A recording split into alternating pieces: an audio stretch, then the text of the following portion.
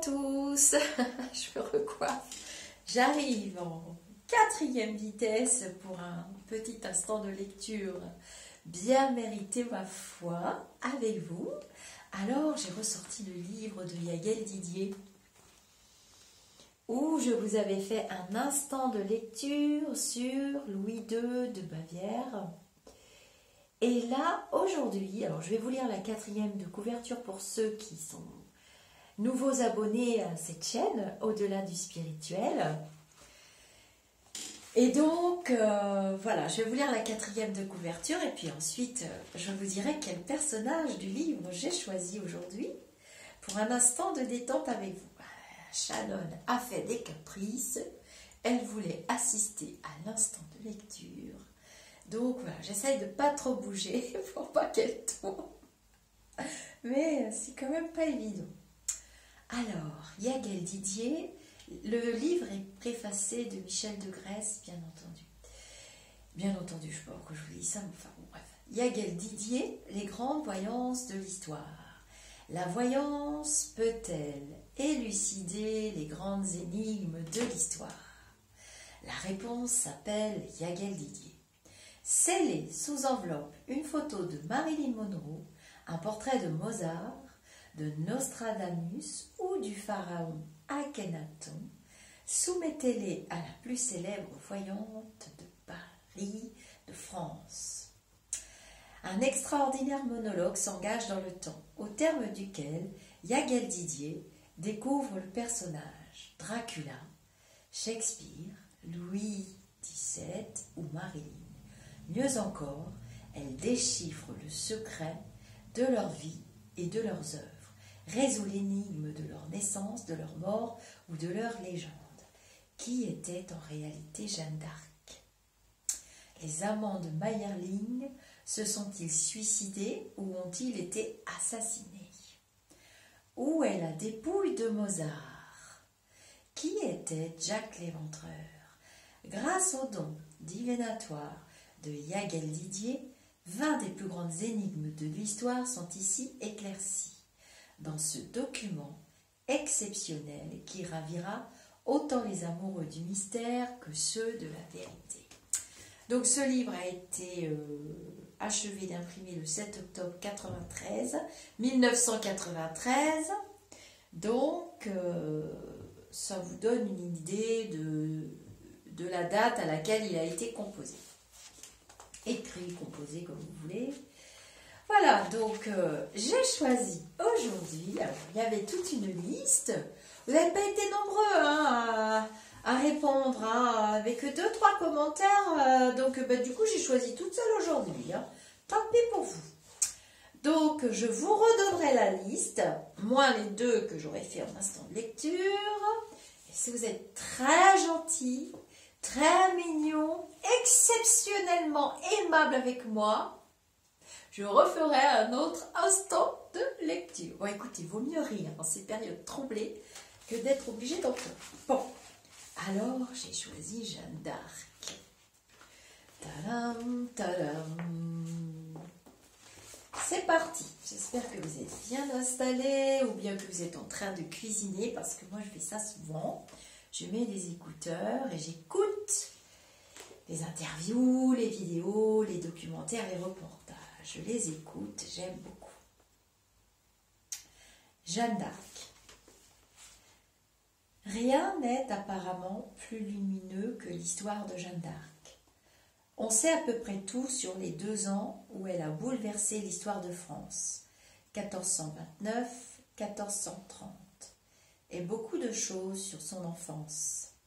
Et pourtant, à côté de la version officielle de sa vie, bien des faits demeurent mystérieux, à tout le moins obscurs. Son origine d'abord. Est-elle vraiment la fille des d'Arc? Sinon, qui pouvaient être ses parents?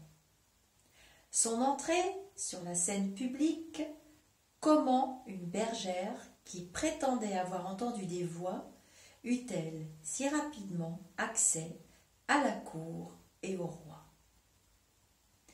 Le cygne, comment Jeanne d'Arc réussit-elle en quelques instants à convaincre un roi aussi sceptique que Charles VII et de façon aussi spectaculaire? Sa renommée. Comment se fait-il que, dès son apparition publique, on en soit informé, non seulement en France, mais dans l'Europe entière? Son pouvoir, malgré ses dons et la protection du roi, comment cette bergère de 19 ans réussit-elle d'emblée à commander l'armée royale et imposer sa volonté politique? La trahison. Après le sacre du roi à Reims, la cour l'abandonne. Pourquoi? Quel but, quel idéal poursuivait-elle, dont elle n'a donné que de vagues et bizarres indications? Il est presque certain qu'elle fut faite prisonnière à Compiègne grâce à une trahison.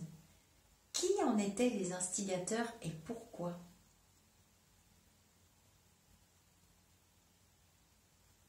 Le procès. Si on lit attentivement les deux procès de Jeanne d'Arc, celui de condamnation et celui de réhabilitation, on s'aperçoit que nombre de choses sont tronquées ou fausses. Les extravagances, les énormités, les étrangetés, les mystères y fourmillent. On a l'impression que le tout ne fut qu'une grossière comédie. La survivance. Comment la fausse Jeanne d'Arc, dite la Dame des Armoises, apparue 6 ans après le bûcher de Rouen, fut-elle reconnue par les frères d'Arc et par tant de personnages éminents qui avaient pourtant connu la vraie? Les documents. Le nombre de documents, de preuves concernant Jeanne d'Arc disparue est proprement stupéfiant, comme si une volonté délibérée s'était acharnée à faire le vide et l'obscurité pour donner naissance à sa légende, inventée déjà de son temps. Sans nul doute, Jeanne d'Arc fut une inspirée de Dieu, une personnalité exceptionnelle, un génie militaire et politique, une figure plus grande que nature. Mais pourquoi son histoire est-elle à ce point entourée de mystères? Un mystère qui, lorsqu'on le cerne, apparaît si épais qu'il décourage toute tentative de le percer. Moi j'ai adoré, donc allez. On présente à Yaël Didier un livre sur Jeanne d'Arc, sous enveloppe scellée. Yaël Didier. C'est une femme, mais c'est un homme aussi. Ou alors cette femme a eu une attitude extrêmement masculine dans la vie. Pas virile, mais masculine. Cette femme a agi comme un homme, a porté une armure, parce que je vois une armure sur la poitrine de cette femme. Elle était habillée comme un homme et a été mêlée à des faits de guerre, exaltée, mystique, très engagée. Au fond, cette femme a servi d'alibi à une politique. Elle a été poussée par quelqu'un d'autre, a servi quelqu'un d'autre, à son insu. On l'a mise en avant et on n'a pas hésité, après, à la rejeter comme une malpropre, en la faisant passer pour folle. C'est quelqu'un de très pieux, de très religieux, de très croyant, de très exalté, de mystique. C'est une femme, oui. Je vois autour d'elle, au début de sa vie, des poules. Je vois des animaux. Je la vois dans une ferme. Elle aurait pu garder des chèvres ou des moutons, avec un caractère très garçon, pas du tout féminine. Elle a servi un roi. Mais c'est curieux, elle a été lâchée, elle a été trahie. Oh, la pauvre. Elle a cru jusqu'au bout à sa mission. J'ai l'impression que même lorsqu'elle a su qu'elle était trahie, elle n'y a pas cru. Je vais vous dire quelque chose d'étrange. Apparemment, d'origine extrêmement modeste, elle est en fait issue d'une lignée noble. On a dit qu'elle était d'une famille paysanne, mais je n'y crois pas. Elle est fille de quelqu'un d'important, et elle l'a su. Elle est la fille d'un noble, ou d'un nobliau de province. Pas un nobliau, beaucoup plus important. Elle a servi un roi. On dirait que sa famille connaissait très bien ce roi. Vous êtes sûr que c'était une femme? Parce qu'elle ne se conduit pas comme une femme. C'était quelqu'un de totalement asexué et d'érudit, qui a reçu une bonne éducation, mais qui a vécu à la campagne. Je vois quelque chose de très important pour elle entre ses 8 et 14 ans. Elle a reçu une éducation religieuse poussée. Et probablement, durant son éducation religieuse, elle a été extrêmement orientée. Bonne éducation, bonne famille, bon milieu. Mais je me demande, j'ai l'impression qu'elle n'était pas, qu'elle avait été adoptée ou qu'elle a vécu comme si ses parents... non. En fait, elle était la fille d'un noble, mise en nourrice chez de braves paysans, parce qu'on veut la cacher, parce qu'on ne veut pas dire qui elle est. Tel est, au départ, le destin, la vie de cette femme. Elle a un côté complètement asexué. Elle n'a pas de sein, ou très peu. Elle n'est pas féminine, pas très jolie. Elle est fine. Non, elle n'est pas fine du tout. On l'a peut-être montrée ainsi en image, mais elle n'était pas fine du tout. Elle avait le visage boursouflé, un peu grêlé, et des boutons acnéiques. Ronde de joues, je la vois quand même très mec, très garçon manqué, très exaltée et complètement engagée. Deux choses d'abord. Un ordre occulte. Comment appelle-t-on ces ordres comme les Templiers ou les Cisterciens ou les francs-maçons, je ne sais pas trop. Elle est poussée par là. Cet ordre se sert d'elle. Des gens dans sa famille font partie de celui-ci, lequel touche le roi. On se sert d'elle, parce qu'elle a ce côté exalté.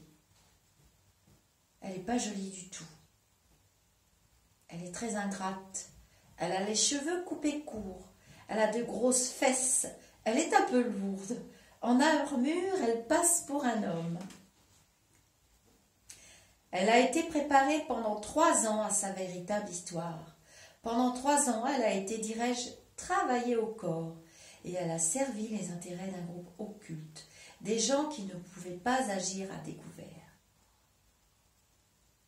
Il y a quelqu'un, en particulier dans cet ordre, je vois des religieux et des gens en robe, mais cet ordre touche surtout aux religieux. Il y a un religieux derrière tout cela. 2 ordres religieux très puissants se partageaient alors la France, les dominicains et les franciscains.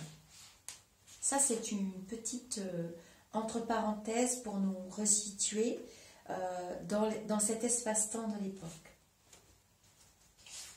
On dirait que de peur que cela leur retombe dessus, ils l'ont sacrifié. Ce même ordre, ces mêmes gens, qui l'ont poussée en avant, l'ont crucifiée. Ils ne voulaient pas être démasqués. Elle était allée trop loin. Ils ont eu peur qu'elle parle. Elle a essayé de faire preuve d'indépendance. Elle a été sacrifiée. Parce qu'ils ont vu que finalement, elle réussirait sans eux. Elle les a affrontés et eux ont pris peur. Dans l'imagerie populaire, elle n'est pas du tout ce qu'elle est en réalité. Elle pouvait être vulgaire, être très grossière, maniant un humour de fantassin. Elle était faite pour haranguer les troupes ou les foules. Elle aurait pu être du signe du bélier. Elle était incroyablement exaltée et mystique. Elle se croyait vraiment investie d'une mission, et ce n'est pas un personnage aussi sympathique qu'on a bien voulu le présenter.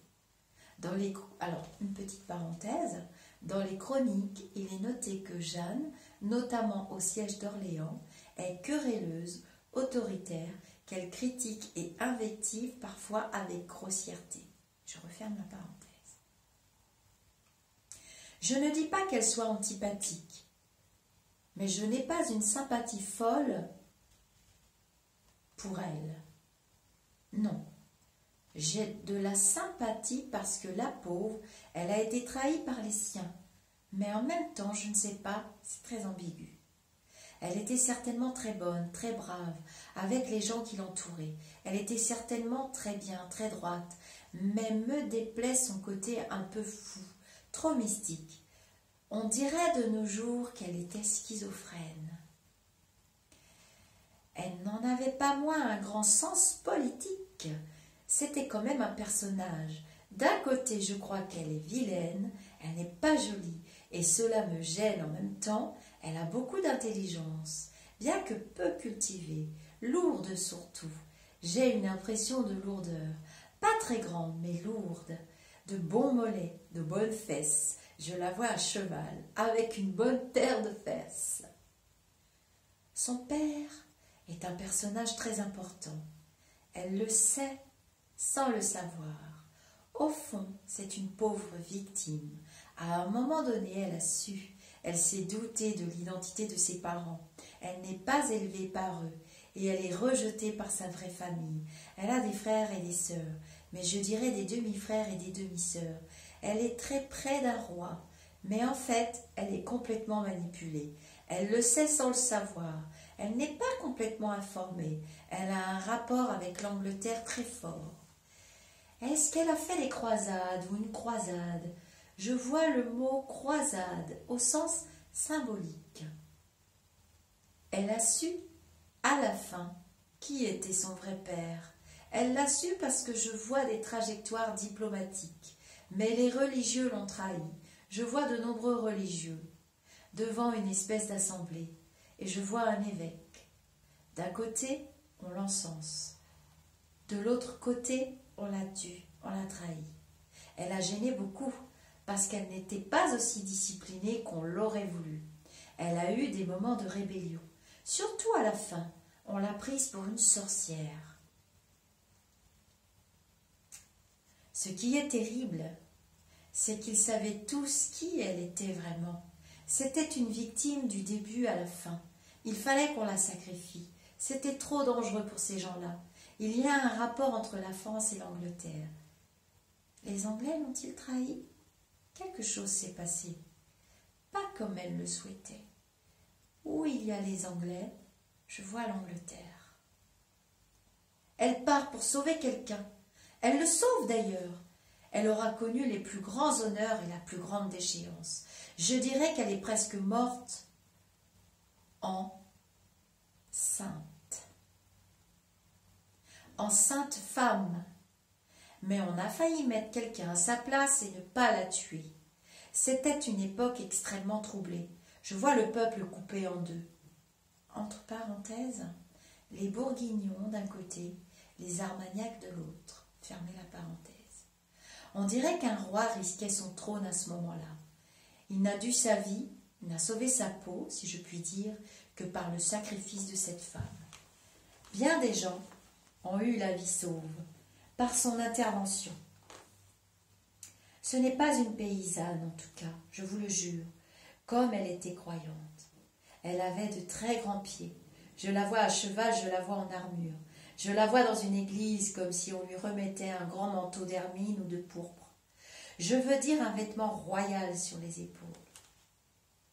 Ou bien on met ce vêtement royal sur les épaules de quelqu'un et elle y assiste. En fait, elle porte une armure. Ce n'est pas elle qui a le manteau. Entre parenthèses, le sacre de Charles VII. Mais il faut qu'elle soit là. Mais déjà à ce moment-là, elle gêne. Elle commence à gêner. Ce roi n'était pas au courant. au départ. Elle avait affaire, je dirais, à une association secrète occulte, terrifiante. Elle ne savait pas qu'elle s'était engagée à ce point. Elle était complètement asexuée.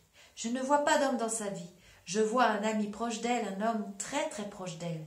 Mais je vous dis qu'elle n'aimait pas le sexe. Un homme a été proche d'elle. A été tout le temps là. Mais je ne vois pas d'histoire sexuelle entre eux. Quelqu'un la maintient sous son emprise, avait une emprise sur elle extraordinaire, arrivait à lui faire ce qu'il voulait. Entre parenthèses, on se demande si c'est pas un confesseur de Jeanne d'Arc. Fermez la parenthèse. Il représentait ce groupe occulte. Il en faisait partie. Il est toujours resté dans l'ombre. C'est un religieux et il est près d'un roi. On appellerait cela maintenant une éminence grise. Je le vois en train de tirer les ficelles. Et ce qu'il voulait, c'est amener quelqu'un dans une cathédrale. Alors, on parle là, entre parenthèses, de Charles VII à la cathédrale de Reims. Curieusement, à partir du moment où ce fut fait, le rôle de cette femme était terminé. Mais on dirait qu'elle a voulu aller plus loin. C'est un religieux qui est dans l'ombre. Je le vois entouré d'hommes plus diaboliques les uns que les autres, qui lui obéissent. De la haine a été attisée contre elle. Je vois un bûcher, je vois une haine qu'on attise. Tout était arrangé. Elle a vraiment été trahie, la pauvre. C'est Jeanne d'Arc, n'est-ce pas? Je la vois brûler. Mais on a failli mettre quelqu'un d'autre à sa place. Quelqu'un fut pris de remords au dernier moment. Mais il fallait donner l'exemple, parce que les esprits s'échauffaient. On a essayé de prendre quelqu'un d'autre, une autre prisonnière. Mais au dernier moment, les Anglais, s'est rendu compte du subterfuge. Le procès-verbal, si procès-verbal il y a eu, a parlé du retard. Je vois un retard parce qu'on s'était bien rendu compte qu'on mettait quelqu'un d'autre à sa place. Jusqu'au dernier moment, on lui avait dit qu'elle serait remplacée, qu'on la ferait fuir, mais elle est morte en héroïne, d'une façon très belle. On a voulu la remplacer, presque par remords, bizarrement. Elle s'était admirablement conduite. On s'est dit qu'au fond, elle n'était pas si dangereuse qu'on le pensait. Il y a eu un sursaut de quelqu'un qui avait très peur, quelqu'un de mystique qui avait peur de la foudre, du boomerang de l'histoire. C'était dans cet esprit-là, par superstition plutôt que pour elle, qu'on a tenté de la sauver. Je vois de la magie noire, une messe noire. J'en suis sûre, sûre. Un ordre très curieux. Je vois des messes noires et des gens très puissants faisant partie de cet ordre. C'est terrible, parce que c'est très occulte, très noir. Elle est victime, la pauvre. Elle a été trahie. Ils, ses protecteurs, ont été trahis. Ils, les Anglais, se sont rendus compte que ce n'était pas la vraie Jeanne d'Arc. Son ordre a essayé de la soustraire et d'en mettre une autre à sa place. Les Anglais, ont su qu'on allait mettre quelqu'un d'autre à sa place. Elle n'a pas parlé, parce que jusqu'au dernier moment, on lui a dit qu'on la sauverait, que tout cela n'avait aucune importance, qu'elle n'avait rien à craindre. Elle a été trahie, la pauvre, du début à la fin. On lui a dit, ne dites rien et vous serez sauvés. Tout était très bien monté. Elle a été sacrifiée parce que c'était dans la logique de tout ce qui s'était passé. Elle était de trop, elle était devenue gênante. Elle aurait pu parler jusqu'au bout, elle a été d'une grande droiture. Je suis sûre que son père est un noble, proche du roi. On le savait. On a toujours dit qu'elle était inculte et qu'elle gardait les chèvres, mais pas du tout. C'est une fille abandonnée. Ce n'est pas une enfant légitime, et elle a été mise en nourrice. Elle a su qui étaient ses parents, mais seulement à la fin. C'était facile de la pousser à cause de son exaltation. Elle a porté sa croix jusqu'au bout. Je la vois blessée pendant une bataille. Je la vois presque laissée pour morte. Alors, une petite parenthèse. Jeanne a été blessée au siège d'Orléans et au siège de Paris.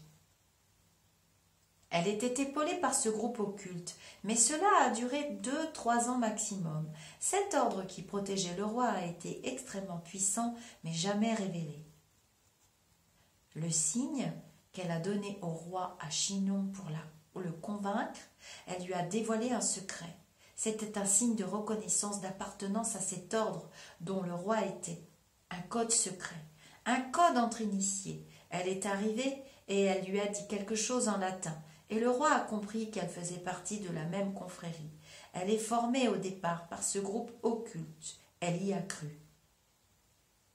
Elle a été choisie parce que, à sa naissance, on savait qui était son père. On sait à dire ce groupe de gens, d'autant plus puissants qu'ils étaient dans l'ombre.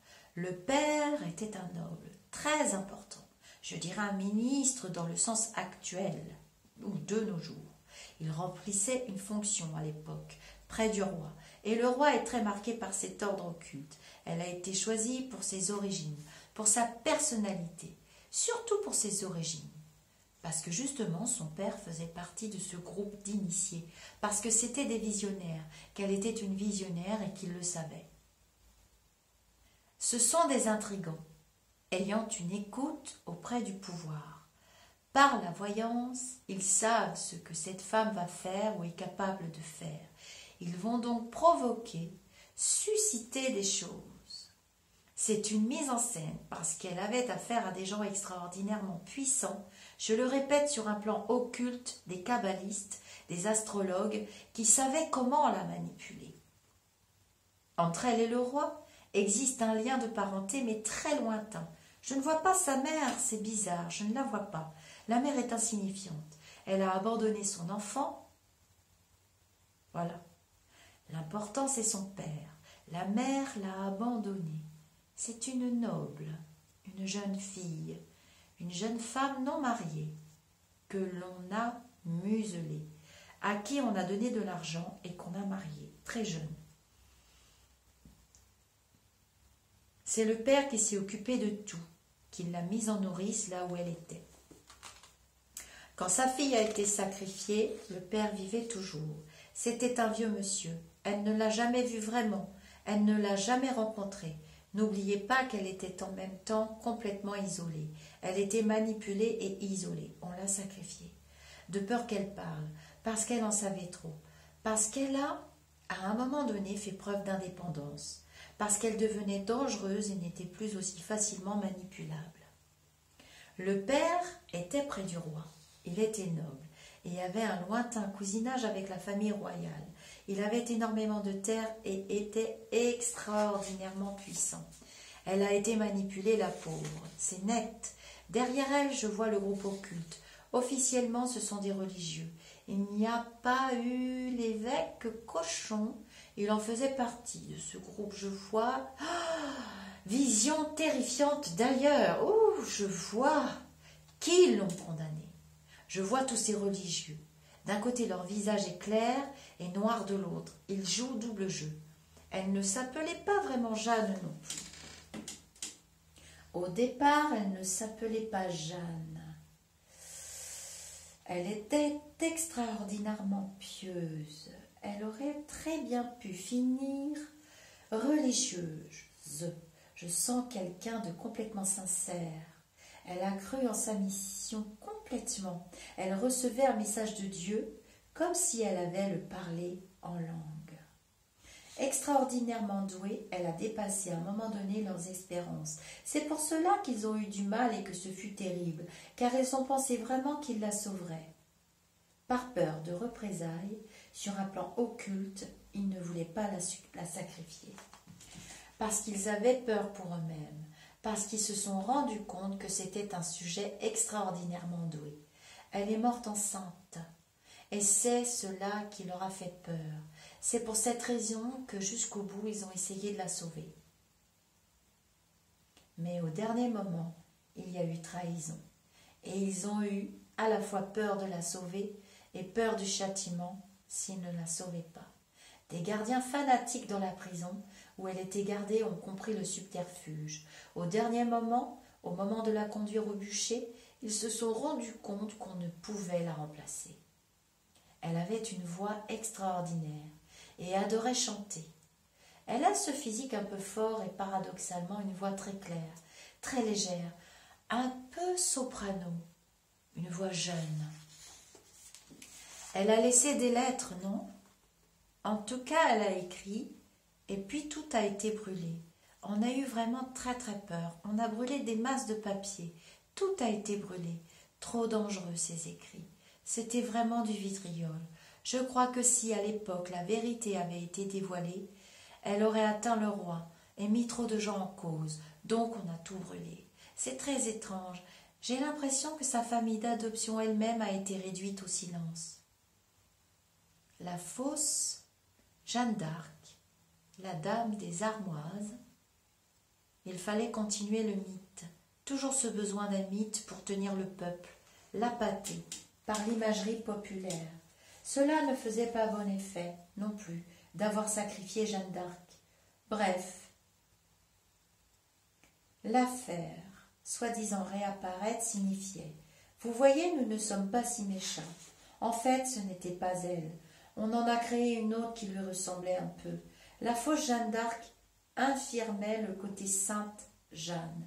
Il ne fallait pas que ce soit une sainte. J'ai vraiment l'impression d'une manipulation extraordinaire, détestable sur le plan humain. Tout le monde savait. Une vraie conspiration du silence. On savait à la limite qui avait monté. Mise en scène Jeanne d'Arc. On se doutait.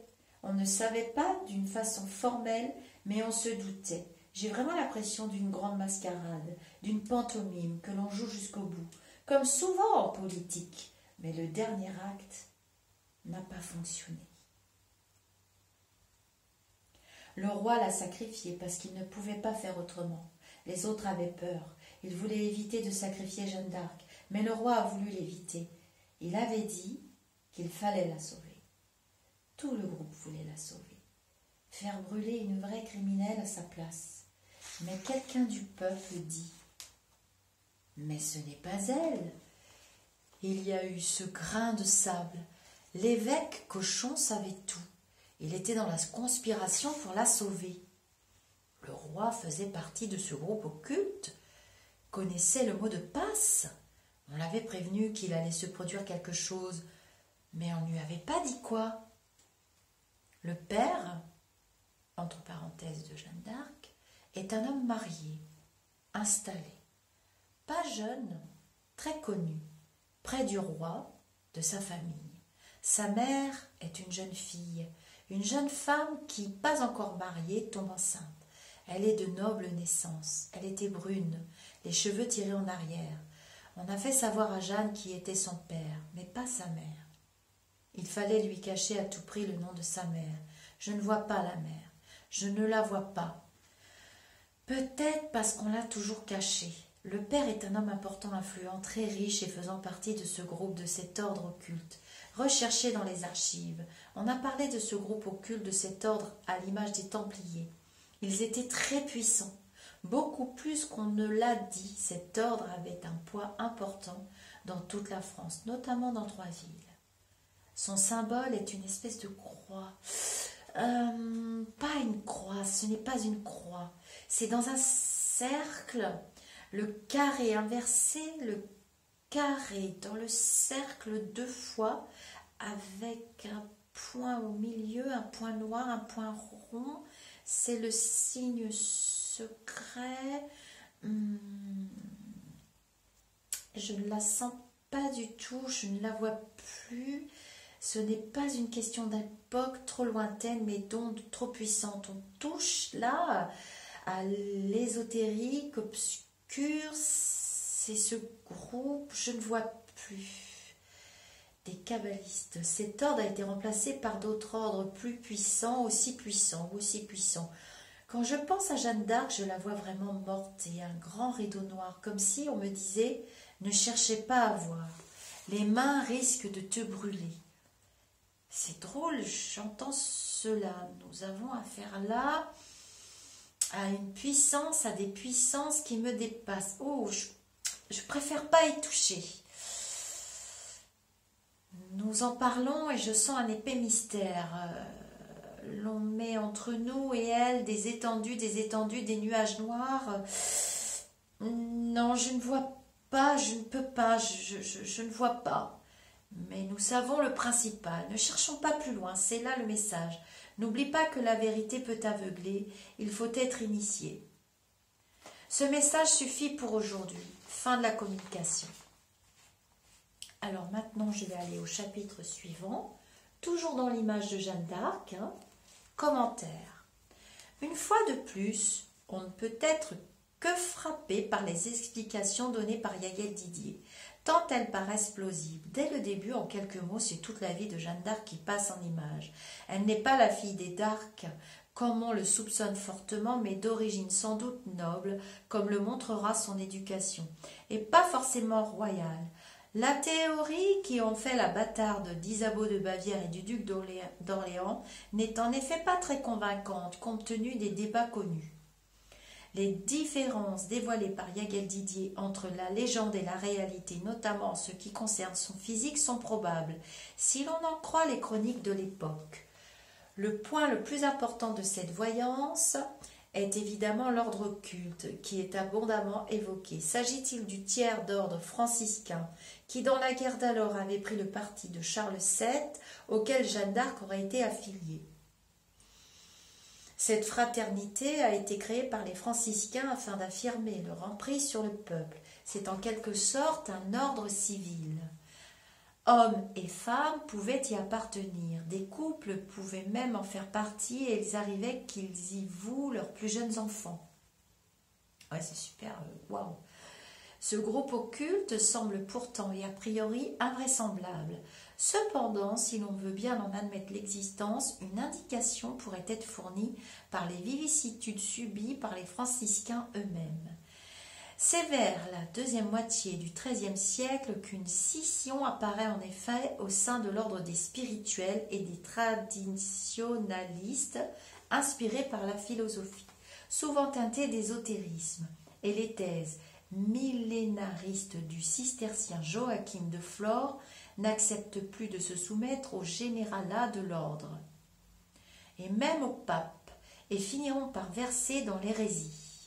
Leurs héritiers furent les fraticelles qui, bien que condamnés énergiquement par les papautés et finalement dissoutes, purent très bien donner naissance à leur tour à des groupes occultes, dissimulés à l'intérieur même du tiers ordre franciscain par exemple, et dont les membres continuaient de propager l'idéal des fraticelles, leur doctrine secrète et sans doute leurs pratiques magiques.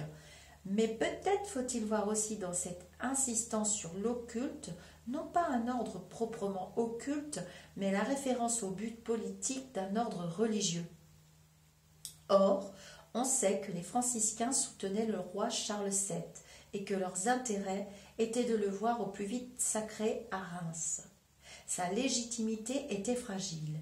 Le pays était aux mains des Anglais ou de leurs alliés. L'argent et les troupes manquaient cruellement.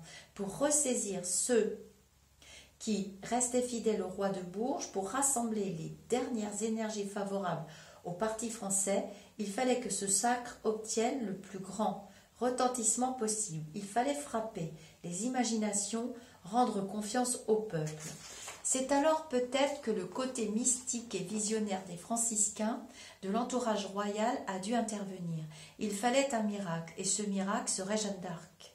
Comptait-il ainsi donner raison à la prophétie qui disait « Une femme perdra la France, une autre la sauvera ». Ce qu'on peut dire aussi, c'est qu'au Moyen-Âge, les prélats, les religieux, par ailleurs hommes de bien, s'intéressaient discrètement à la magie, à l'occultisme et qu'ils étudiaient à défaut de les pratiquer. Par ailleurs, le goût du pouvoir et la volonté de faire le bien, étroitement liés, étaient caractéristiques des groupes de l'époque.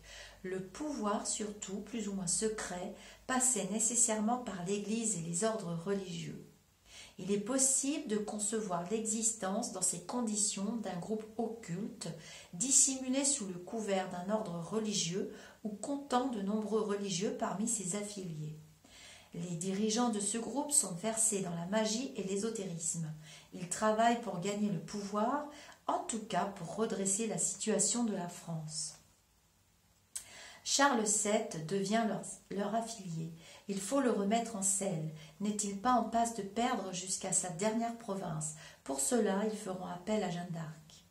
On l'a vu, dont ils connaissent l'existence par son père et dont ils souhaitent utiliser l'extraordinaire force mystique. Il la prépare donc à son rôle et met en scène son apparition avec tout le retentissement possible. Jeanne d'Arc montre à Charles VII le signe de reconnaissance du groupe, lui dit quelques mots qu'il est le seul à comprendre. Cela suffit à lui assurer instantanément la protection illimitée du roi, mais reste un des mystères les plus inexplicables de son histoire. Elle réussit brillamment dans son rôle, mène Charles VII à Reims, puis, sa personnalité agissant, elle tente de se libérer du groupe et se rebelle contre lui.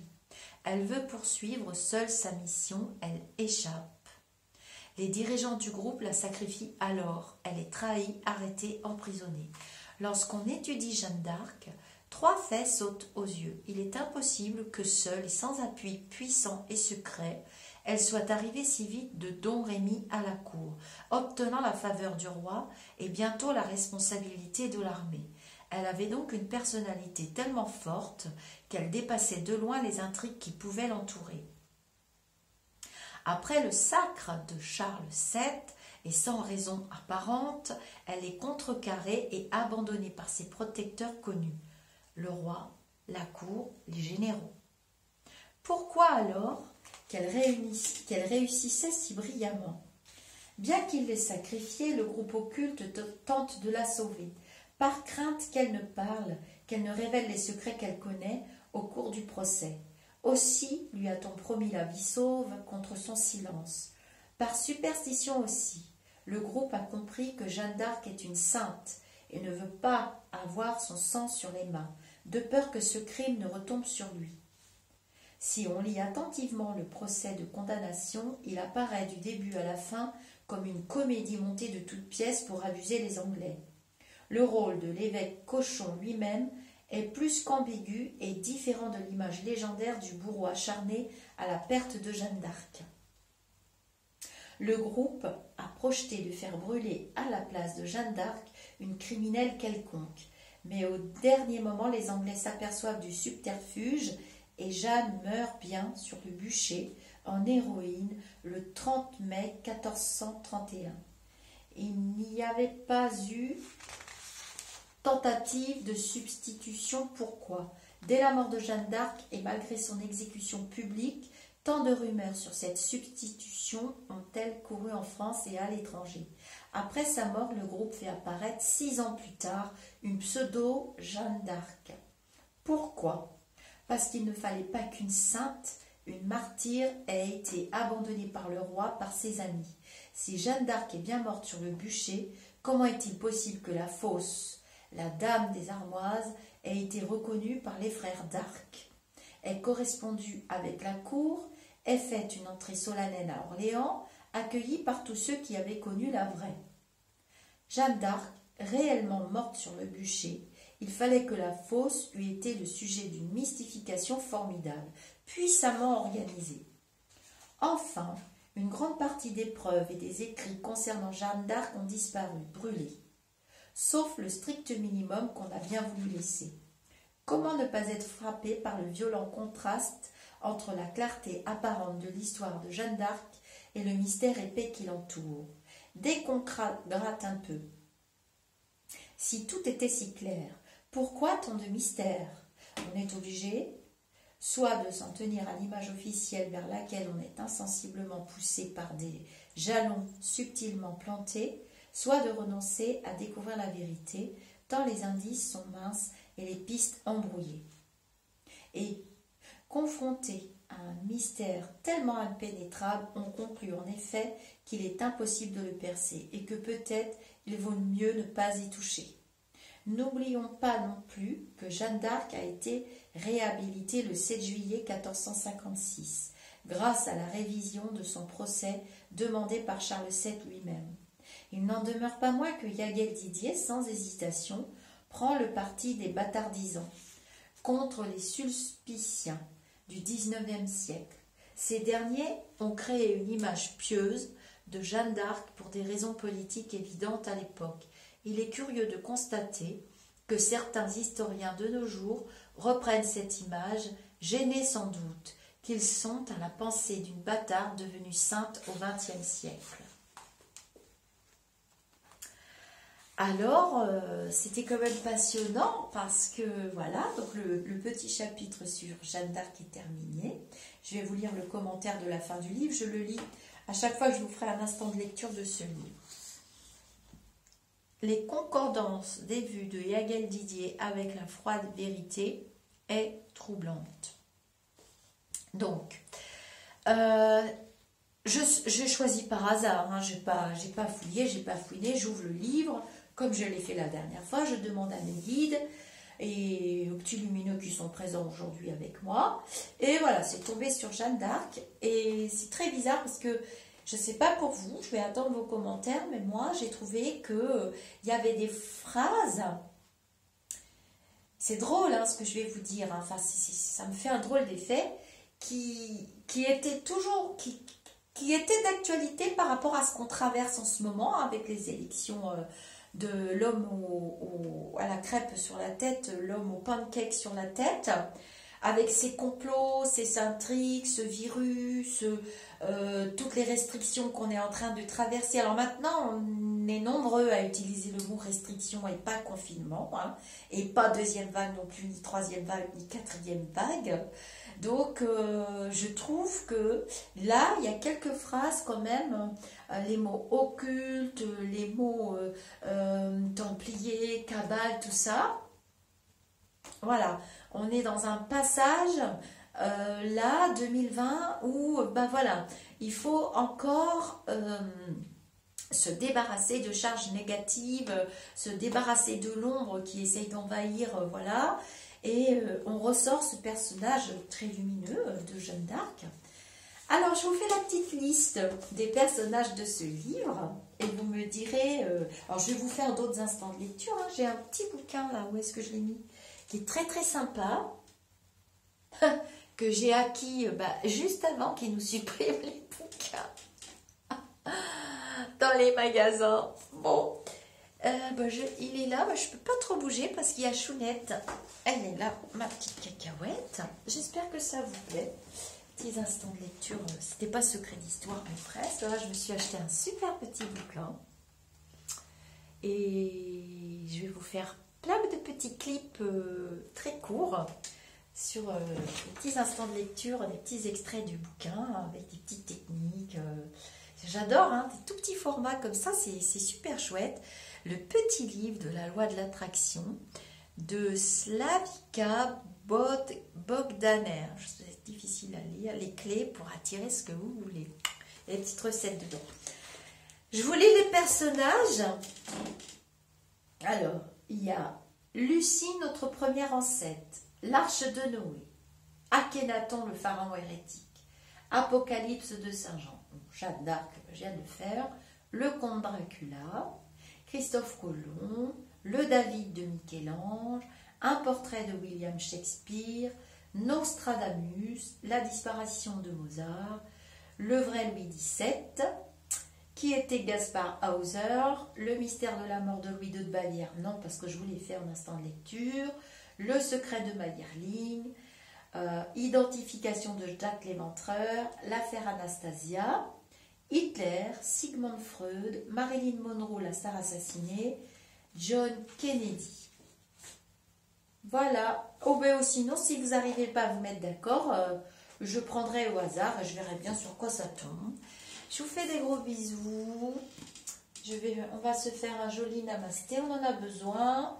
On reste positif, ça fait du bien, une petite pause lecture.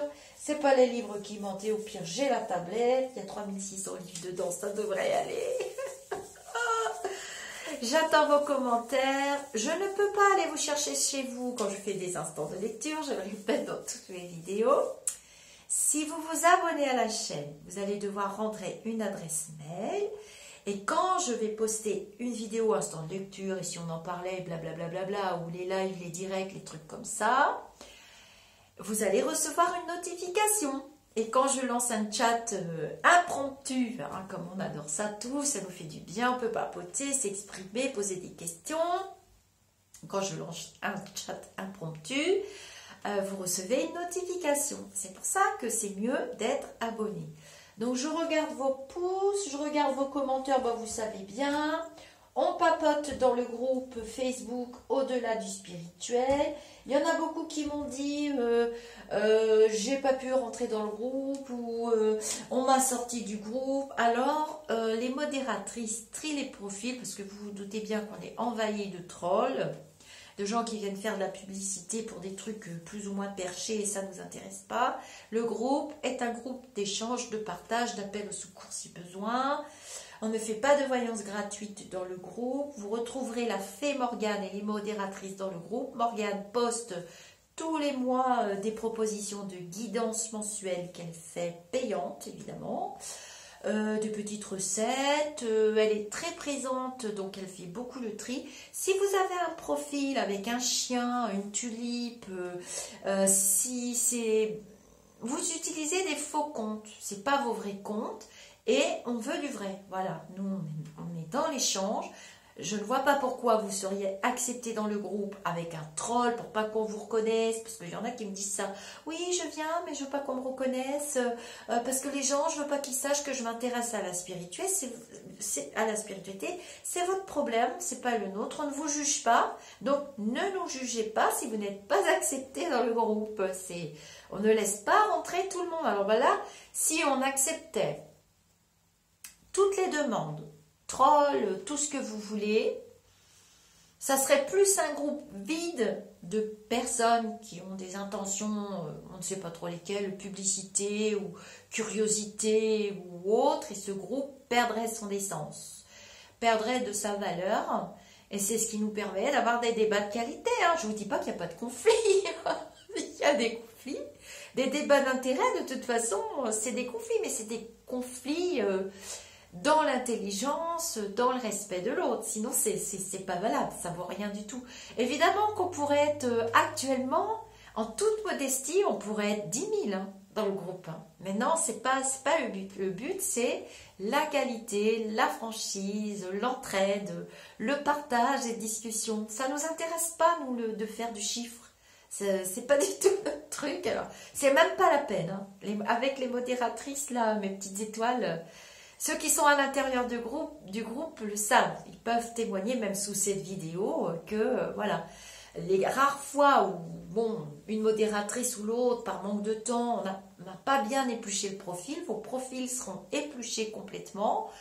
S'il y a un doute, il ne sera pas accepté. Donc voilà, vous êtes nombreux hein, à m'envoyer des messages dans ma page, dans le WhatsApp, dans le truc, à me faire des fois des scandales. J'ai été supprimée du groupe. Moi, je ne vais pas aller voir les modératrices pour savoir qui, quoi, comment.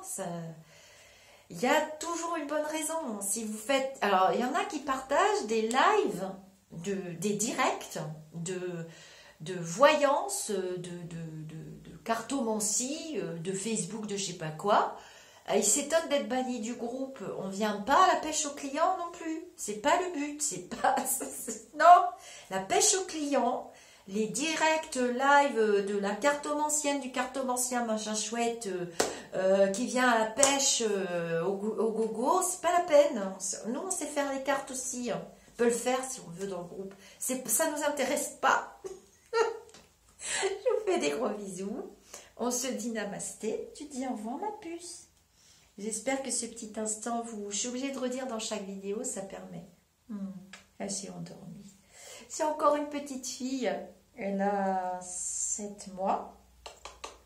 Voilà. Allez, fais dodo ma chérie. Namasté. Et à très vite pour une autre vidéo.